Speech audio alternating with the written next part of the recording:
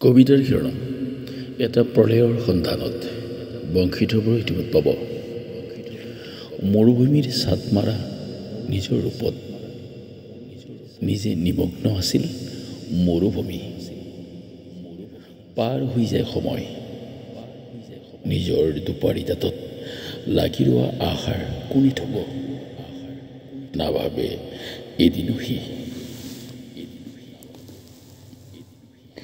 মৰুভূমিৰ কোলাহলত বতাহৰ ৰংচঙীয়া চোলাৰ বুটাম খুলি যায়। হৃদয়ৰ গভীৰলৈ আঘাত পায় বতাহে। চঞ্চল পাখি লগা মেঘৰ চকুত বিয়পি পৰে যাহ যাব খোজাৰ আতংকতা। কাৰ জানো সুহুৰিয়ে ডাৱৰ বৰক কন্দুৱাই দিলে। এখন নৈ হ'ব পৰাকৈ কান্দিলে মেঘবোৰে।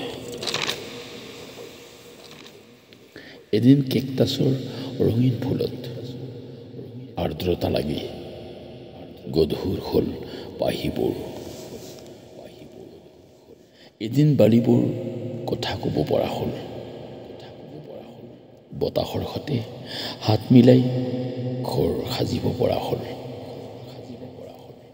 সিহঁতৰ চকুত বিট চকু পিন্ধি গণিব পৰা হ'ল ধূলি বালি আৰু শিলৰ পাৰ্থক্য।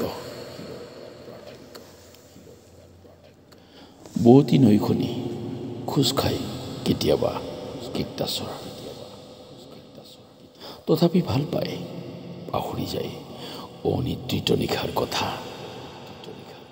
দুয়োপাৰত আৰু দূৰণিত বিলন উৰুৱাই খিল খেলাই লাহৰি হোৱা ডেজাৰ্ট লিলিক চাই চাই পাহৰি যায় দুখিত নৈখনি।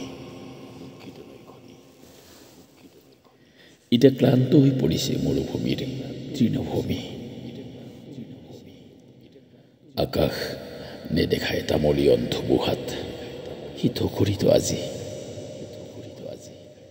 শ্লোগান দি দি ধৰিবৰে হাতত অস্ত্ৰ তুলি বালিবৰে।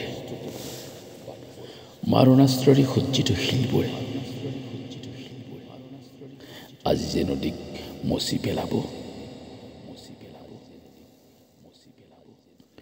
ভাৰদিন পক্ষী পানী খোৱা নৈখনি হেৰাই যাব। হেৰাই যাব তৃষ্ণাতুৰ মৰুভূমিৰ অভ্যুত্থান। এটা প্ৰলয় লাগে, এটা প্ৰলয় লাগে য'ত ধূলি বালি আৰু শিলৰ হাড়বোৰ গলি গলি নৈ হৈ বব। এটা প্ৰলয় লাগে।